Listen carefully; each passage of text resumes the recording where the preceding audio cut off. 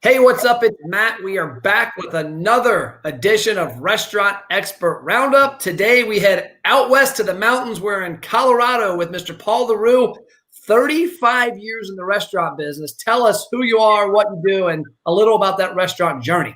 Sounds great. Thank you, Matt. So my name's Paul LaRue. I'm a restaurant operations consultant. I actually work with US Foods, part of a team of restaurant consultants to help our customers. And that probably has not been any more significant than it has been in 2020. I've grown up in the business. My uncle had a restaurant in northern New Hampshire. And so branched out from that, started my own career, basically working in the back of house, bussing, prepping, and dishwashing. And then I've just had a career that's taken me throughout not only New England, but also Southern California. I've worked in a lot of different venues, both commercial and non-commercial, and have been with US Foods for 7 years and doing really what's the best job, I think, in the entire industry, helping restaurants make it. And no better time than to help them make it than 2020. I was just talking to a gentleman this morning that owns a few restaurants up in Michigan, and he said, Matt, 2021 can only get easier, and 2020 is going to be a cakewalk compared to what we've went through this year. When you look back at this year in particular, what are some of the things that are glaringly obvious to you that restaurant owners, I don't want to say didn't have a handle on, but really didn't have their eyes on that now they do more than ever? I think a couple of things, Matt. One is that really just being astute at their numbers, being really good at their understanding their numbers, how they make money. I basically say that a lot of people, they buy groceries this week and they pay for it next week. And it really comes down to a function of cash flow. And I had a woman up in Alaska who I talked to, and she said when COVID hit and everything, she said, my husband and I were really good at managing our money, but she says this whole pandemic has really made me understand that I have to manage my money even better.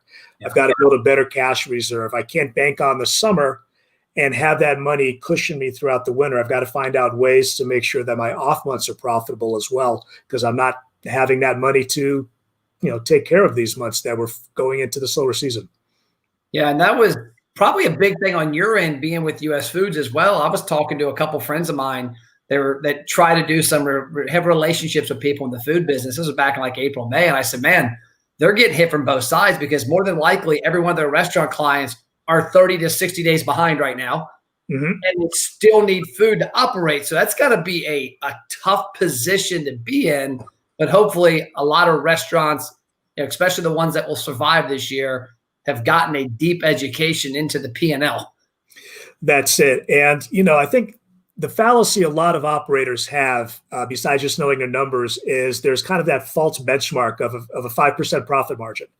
And that's an average profit margin, Matt. It also factors in the ones that have gone out of business, and the best restaurants run 15, 18, 20+%. And I think changing that narrative of framework of what your profit margin should be is really the way to go. And a lot of them, when they're looking at increasing margin, they tend to look at their bottom line. Let's look at building your brand. Let's look at building your revenue stream. Let's look at how your whole operation is engineered through your pricing structure, through your cost structure.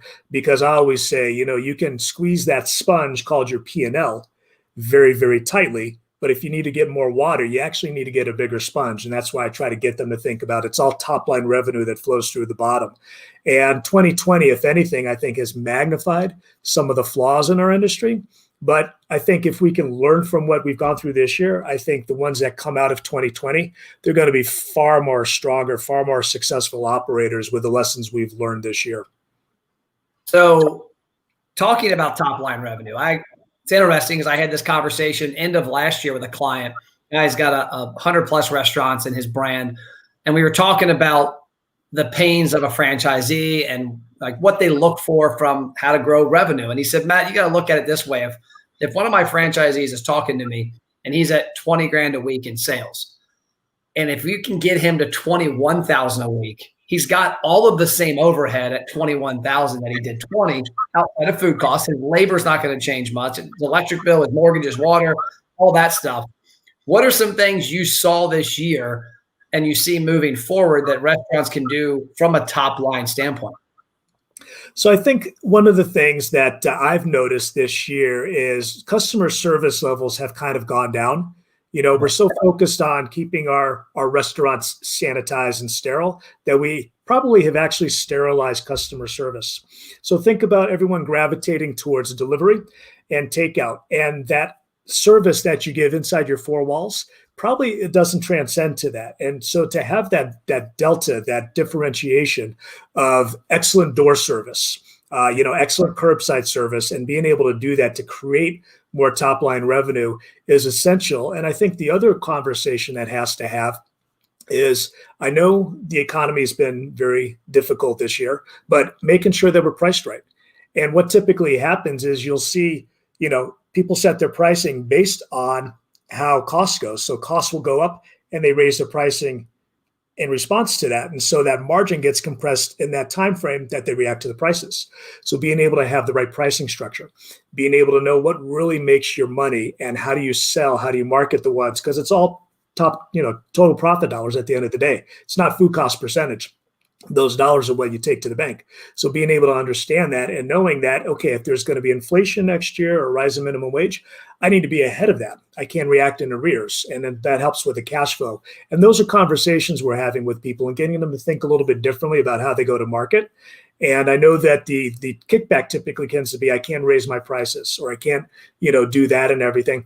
There is a diminishing return if you raise prices to a point where people won't buy anymore and everything. But I think the operators typically know that. But every time people have raised prices and get to where they need to be, then they've never really had much pushback. And I think a lot of operators leave a lot of money on the table because they don't engineer their menu. They don't really take the time to understand what really is making money for their business. Yeah, raising prices is always curious to me. It's ironic, two things you mentioned there, which hit me where the restaurant I was at last night. So my wife and I and my son and his buddy went to a place called Barleycorns last night. They have 3 locations now. They're in Northern Kentucky. Used to have 4 or 5 back in the day. But it's a heritage brand, been here forever. And 2 things. Last night, this might be dumb. Maybe I'm a dumb consumer. I didn't look at the receipt. She walked up to my table. I handed her my credit card. I know it's going to be $70 to $80 for the 4 of us. I could not tell you what anything cost. Didn't matter. I consumed it. I'm coming back next week because I love the food. We go every week. Mm-hmm. The other aspect of that, which just came up recently because I was talking to another consultant about raising prices, and we actually talked about this restaurant, Barleycorns. They have a wing called Dock Style Wings. It's a unique way they make them. They like they fry them, then flash fry them. They're great. It's the only place that has them. If Dock Style Wings go up $1 next week, I'm still getting Dock Style Wings. And it's also their #1 item on their menu. So if it's an item that you can't get anywhere else, that people love, that if that goes up 50 cents or $1, 1, I'm not going to notice it. But 2, even if I noticed it, I'm like, it's my favorite item. That you multiply that dollar times thousands of orders, mm-hmm. That's right to the bottom line. That's exactly it. And I think people, they tend to price their menu based on a feeling, and they don't really base it on the actual numbers.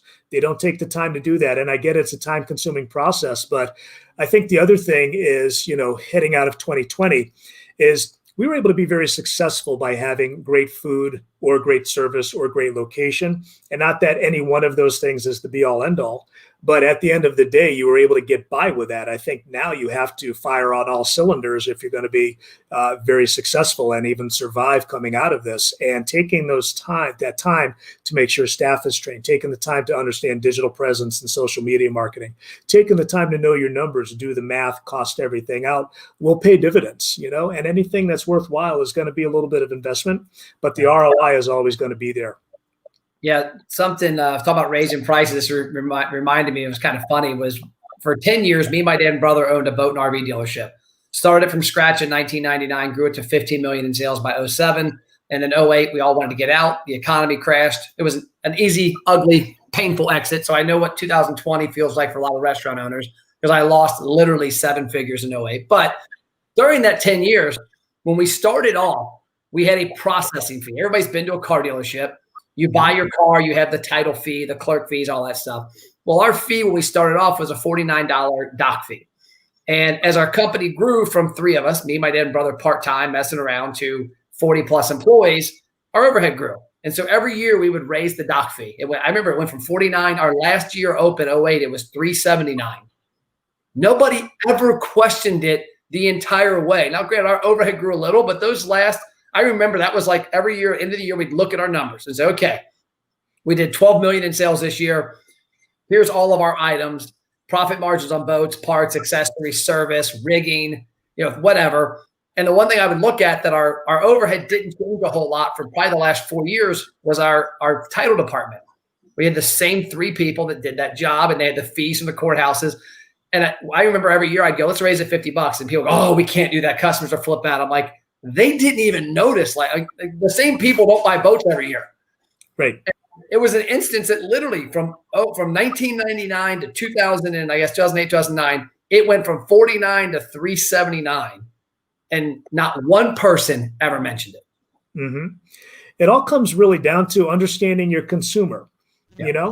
and, I'm trying to get customers also to understand today's consumer behavior, much different than it was in February of this year, where people now look at you online more.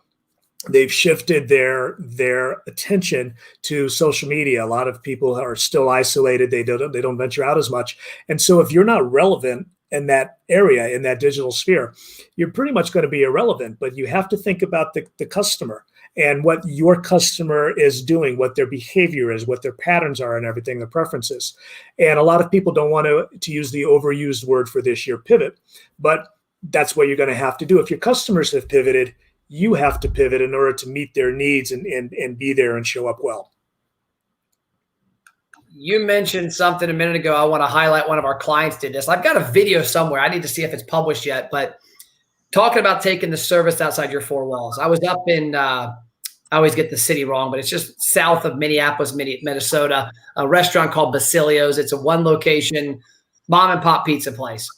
Back in March when COVID hit, a lot of our clients that we dealt with weren't hardcore third party and weren't hardcore delivery, and they were forced to do that. Well, Basilio's was a pizza place that did mainly dine-in, but they also had delivery in evenings.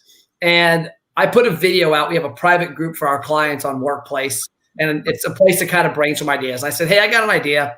Third-party delivery is here. Your delivery for your restaurant obviously is here because it's either takeout or delivery because there's no dine-in where they were at that time, most places. I said, let's do something different. I want to put a challenge on all of you. I want you all to find a unique item to put in the bag with a note that says, thank you. Mm-hmm. I said, because nobody else is doing it. The minute you do it, you're unique. I said, if I'm you, go to a candy store, buy 100 paydays, put a payday in there and say, hey, this is your payday. Enjoy it after your pizza. I said, or better yet, use an item in your restaurant that you could possibly upsell. Well, this restaurant had dessert pizzas. You've seen them, the cookie pizzas, the brownie pizzas. And Connie was telling me that it was never a big seller. They saw what I did, my video, and they came up with an idea that her and one of the employees would get there before the shift. They took their little to-go boxes and they hand wrote different notes on every one of them. They would do 50 to 60 a day. And in every order, they would make these pizzas, these dessert pizzas, chop them up into quarters, put it in there. They said, Matt, people were calling us like, hey, we can't believe you did this. Thank you so much. This was a cool little surprise. We're ordering this next time. So they, one, put their customer service outside their 4 walls like you suggested. And number 2, they increased their top line sales because now their dessert pizzas were selling like hotcakes due to these freebies. That's it. And that's kind of the change of where we need to go. I mean, and I'm going to date myself here, but I remember growing up and I remember when McDonald's, of all places, they were selling those glass Garfield mugs. Oh, and yeah. they became a collector's item. And you remember them too. Yeah, exactly. And so that memory is there. And I think that customers want something fun. They want to be like valued and everything. So if it's a handwritten note by the manager or the owner or the chef, if it's just a little, trinket or whatever like that. I was actually talking to a woman who's a consultant for a chain up in the Pacific Northwest, of Mexican restaurants. And she was actually going to Oriental Traders. She was getting beads. She was getting little sombreros and everything. And she was creating this following of people that are like, well, what do you have this week and everything? It was almost like the Happy Meal toy. And then her bigger goal was to build up to, hey, when you do a Mexican feast at home, now you have all the stuff you can decorate your table. You can have the kids enjoy it or whatever. You can do Cinco de Mayo next year. So she was thinking long-term as well as short-term. Brilliant. Absolutely brilliant.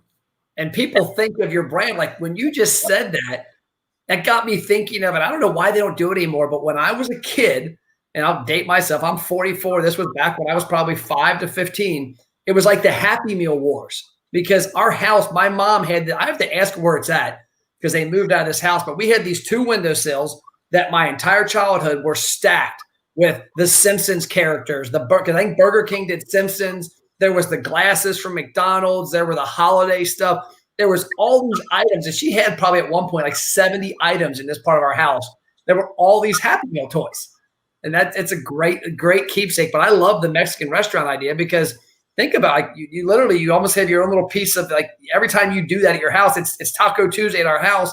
You get it all out. You set the theme. You're going to remember where you got it. And then that Friday, you're going to eat there. That's it. And that memory makes a consumer feel good. And I think the big message for your consumers is making them feel good, making them feel safe and secure. They need that connection. And if you as a restaurant can meet that need, you become the hero. And now you've locked that customer in to be loyal long-term. So talk to me about the other side of your world, the Upwards Leader. Talk to me about what that's all about. Sounds good. So that was a blog I started about 7 years ago. And what I was looking at is kind of putting out content about, leadership and really speaking to, it could be a CEO, but basically the common person and what does good leadership look like? And so just from some connections and some people I got involved with, was able to start that blog. And basically I've kind of grown it over the years. I have a few people that I've been able to partner with where I'll do book reviews for them as they launch books and work with a common friend and everything. So for me, it's just been more of a labor of love and being able to kind of set out what are good examples. How do we think about leadership a little bit differently? Because really at the end of the day, how you treat your people will go a long way in not only your legacy as a leader, but really the results as well. And I look at my career as a manager and a people leader. I want somebody who's going to be inspired by me. So if I can show you what a good example of a boss is, then that's who you're going to be looking for. If I show you who a bad boss is, you might look for another boss, but I want to inspire you to be better because I want you to seek those good companies, those good leaders to work for. And I think that is infectious. And, it's a matter of just kind of paying it forward a little bit through this endeavor. Yeah, I think back to when I was looking at your website, I was looking through some of the blog posts, and I think back to a experience I had. I think it was my second ever restaurant experience. I worked at a restaurant my end of my senior in high school, freshman year in college. My dad's friend owned it. The guy was a widely known, very good restaurateur in the area. And he was known from the consumer side because he was the guy that spiffed everything. Like you showed up, it was your anniversary. He knew what it was, and he was a great table toucher, that kind of thing. The back end, he was hated. And I didn't know that until I started working there. The dude was a maniac. Like he actually, I won't ever mention his name, but he actually got jumped by a group of his employees one weekend. Wow. And I look back now to those days and I can appreciate what you just said about nobody in that place wanted to be there because he wasn't a leader. He was a screamer and he would walk back and flip out. I mean, I'm talking the stuff you see on TV times 10. And I think a lot of people, if you look at that, I have a sports background. I look at guys I've played sports with that when the times get tough and when they walk in that huddle and you would not know they're down by 6 points with 10 seconds left and one chance to win it. They look and they're calm. They know how to lead. And 2020 has been that because I guarantee you there's a lot of restaurateurs that went down 40% in sales, profit. They're literally on the verge of losing their house, their wife, their everything. How did you lead during that time to get your employees on the same train as you? Well, that's it. And, one of my favorite movies, Matt, is Apollo 13. And I loved Ed Harris's character in that, where in spite of all these odds, and there were some times where he had to kind of pull back on the reins, but he was still instilling hope with everybody. And in fact, I think I had a blog post about that too, as hope a leadership trait. But I really look at it as, can you be the type of leader that people actually want to go to work for? Like I'm excited because I work for Matt or I work for Paul or I work for Jessica. That's really the inspiration of this, is being able to get people to think a little bit, be more self-aware. But that type of leadership is infectious and people gravitate, especially now when we look at how the different generations comprise the workforce. and this iGen or Gen Z is coming in, and they really don't have much security. It's a very tough world, and there's a lot of polarization in the world. To have somebody that trusts in them, that they can trust, I think is hugely valuable. And you're not going to get that by being a screamer. You're going to get that by encouraging, by being patient.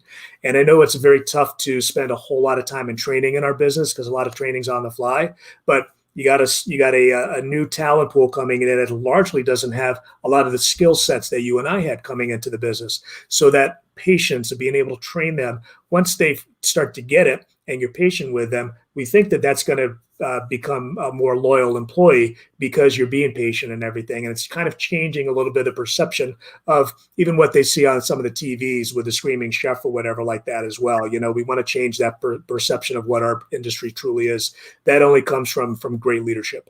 Yeah, and that's one thing I took from my mom and dad. They were entrepreneurs. They owned their own businesses my whole life, and I would watch them. And my dad always had a rule, you know, mess up once, it's on me. I didn't teach you. Mess up the second time, okay, it's a group effort. Mess up a third time, one of us isn't listening, and one of us isn't doing it right. And that's why I tell a lot of my employees, we're up to, you know, I'm a unique blend in that my goal when I started my marketing firm back in 2008 after exiting the boat business, I said, okay, I'm done with employees, never having employees again. It's going to be the Matt Flap show. I'm only leading me for the rest of my life. Here I am as of yesterday, 29 employees of my company. And I tell them, I'm like, you know what? We just hired 2 full-timers 2 weeks ago, 2 new people. I said, hey, I want you to know this. You're going to make mistakes. I don't really care.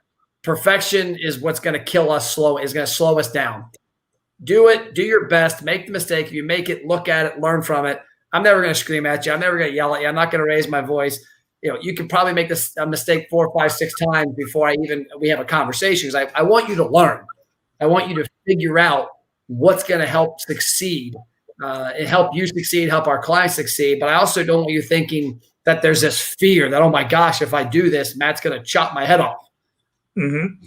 That's the key thing there is that fear and letting people know that, you know, I tell people, make mistakes, make a judgment if it's within your scope to do that. You know, as long as you don't, you know, breach any laws or do anything unethical, do whatever it takes to do that. Make that decision. I'd rather you do that than to be paralyzed. And I don't want to create that culture. But at the end of the day, you know, you have to be patient with people. And I think the key for training is really getting people who are willing. If somebody's willing, I don't care. They could take 3 years to get to a level of proficiency that maybe you or I could get to in 6 months. But as long as they're willing, they're trying, they're putting forth the effort, I'll be as patient as I can. If it takes 10 years to get to that point. Now, if somebody chooses not to, that's a different story. I had an employee, had some supervisors working for me, brand new employee, and they came down and we said, hey, we need to talk to you about so-and-so. And so they're saying, I think we need to let her go. She's in a probationary period. And I said, well, why is that? Well, she's not doing this. She's not doing that. I'm like, okay, let's stop there. What does she do well? Well, she's always on time. She's very pleasant, blah, blah, blah. I said, okay, does that count for something? Well, yeah. And I said, so have you shown her in the 2 weeks everything she needs to know to be successful and to be at a certain level of proficiency? Well, yeah, we showed her this. And I said, no. Have you showed her everything? And then they stopped and they go, well, no, we haven't. I'm like, it's only been 2 weeks. I said, give her another month. She's probably a slow learner because you learn fast doesn't mean that she will. 2 weeks later, they're like, she's actually a pretty good employee. I said, there you go. She just needed that opportunity to learn. And then she ended up being one of our more rock solid employees. But you have to give the people the chance if they're willing. Are you an NFL fan? You watch for pro football much? Yes. So Ryan Tannehill, he was a flop, a terrible quarterback in Miami. In the last 2 years, he's crushing it in Tennessee. You know, I look at that the same way. I always crack up when I look at pro sports. It's like when Kaepernick, his last year in the league, you know, he was terrible that year, but he was great like a year or two before that. And it's like, it wasn't Kaepernick. It was the system and the leadership and the coaches, because you can't tell me, like, I know people that are NFL players, and I know people that have been in the NFL, and I know people that coach in the NFL. And you look at it, and it's the epitome of leadership, because if you're a quarterback in the NFL, if you're a running back, a wide receiver, you are a phenomenal athlete, person, dedicated. You've got a skill. If you're not exceeding expectations, it's probably not I'm sure there's instances where you're at fault, but a lot of times it's the coach, it's the leaders, because what was different from when Jim Harbaugh was the coach for Kaepernick at San Francisco versus when he wasn't? Kaepernick didn't change. Jim Harbaugh changed. And the same with Ryan Tannehill. When he was in Miami, I mean, he was washed up going away, and now he's a star in Tennessee. Absolutely. I always tell customers in restaurants that I work with, I'm like, think about if you were a high school girls basketball coach and you could have, so you had two teams, maybe there's two high schools in the team. And so you would have maybe the other team on the other side of the city, they had all the best players. And you had 12 girls who were raw talent, but you were able to really put in the time and effort and everything like that. I'm like, maybe in the beginning of the season, it would be a mismatch if you played against each other. But I guarantee you, with the raw talent and investing in them and putting them in the right system, the right culture, the right chemistry, you'll see their talents emerge. And I speak out of that through personal experience. So I played baseball in high school. Okay. And we were always like the bottom of the standings every year and everything. So my senior year, we ended up with a coach who's just great. I mean, he was just all about the fundamentals and everything, and really got us to believe in ourselves because we're able to master those fundamentals. And then him and our assistant coach were able to just create a good culture. And so it was basically still by and large the same team as it was my junior year, but we were able to pop. Now, we didn't have a winning record, but we played the state champs twice. And the coach for the state champs would never hand out compliments, but he said after the second game, he's like, if you were able to keep this team together the next year, he's like, I would be scared of losing my titles. And it's all about putting people in the right situation for them to succeed. Because Matt, just like your company, you started out with one, but you can't have 29 employees. You couldn't build it to have 29 employees. You need people. We need people in the restaurant business. And you can't do it just by trying to be, one person to make the difference. If you get your people to all contribute by doing the right culture and the right environment, training and support them, then, they're going to raise their level. They're going to raise their game and really help you out. We had a comment on Facebook, Zachary Johnson. I would work for both of you. Sounds like you both have great leadership skills. I'll take a compliment when I get it, but thank you. So last question is right behind me here is my to-do stack. Those are actually all restaurant books. And I'll ask you for restaurateurs, because that's most of my following is people in the restaurant business. What is one or two go-to books or a book you've read recently that people in the restaurant business need to read? So I'm going to refer to a book that's not restaurant specific, but it's a good friend of mine, and his name is Michael Lee Stallard, and the book is called Connection Culture. And it's really about building an engaging culture that your people feel connected, and it centers around three core principles: giving your people vision. What is my vision for the company? What's our vision for how we interact with our customers? Giving them value, not marginalizing them, but building up a value and a self-esteem, very important for the newer generation, and then giving them a voice. So those three things tend to transcend, and Mike's done a lot of studies with TCU and some cancer centers and everything that really have been able to dissect that and really sees, even actually apply this to the band U2 as well, and how their culture of how they support each other really has transcended. And so I think that's a viable book. Those principles can be taught in any industry, but I definitely think they're applicable in our industry, in the restaurant world. I agree. I love it. I'll check it out. So if people want to reach out to you and get in touch with you, upwardsleader.com is where the blog at. Is there any other way they can reach out to you? They should follow you on? Yep. So you can reach out to me on LinkedIn. You can reach out to me on Twitter at Paul_LaRue. And then, through my blog, you can go ahead and email as well. And just happy to help people wherever we can. I got this right. Is that right? Paul_LaRue right there? You've got it. Cool. And then I'll end with something I've got that people, if you can spread the word, every year, Thanksgiving comes around. There's a lot of families out there that don't have a Thanksgiving, that I take for granted. I think a lot of us do, that meal is going to happen with the family. 12 years ago, you don't know this about me, but 12 years ago, my wife and I bought Thanksgiving for 3 families.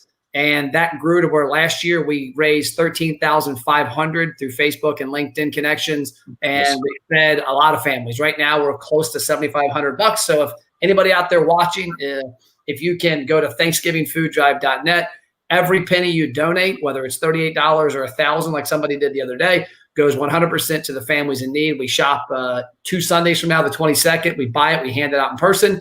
If you're not from this region or you want to find another region, I think there's 7 people on the bottom of that page that are in Idaho, Florida, Virginia, Philadelphia, that are doing similar drives through us. So check that out. But I appreciate your time today, Paul. The knowledge you dropped is great. Your experience in the restaurant business, what you're doing at US Foods to help restaurants survive and get through 2020 is greatly appreciated. And I look forward to meeting you someday when I head out to Colorado to ski. But thanks for coming on today. Appreciate it, Matt. Thank you so much. And just continue the good work you're doing as well. Cool. I appreciate it. Thanks, sir. All right. Bye-bye.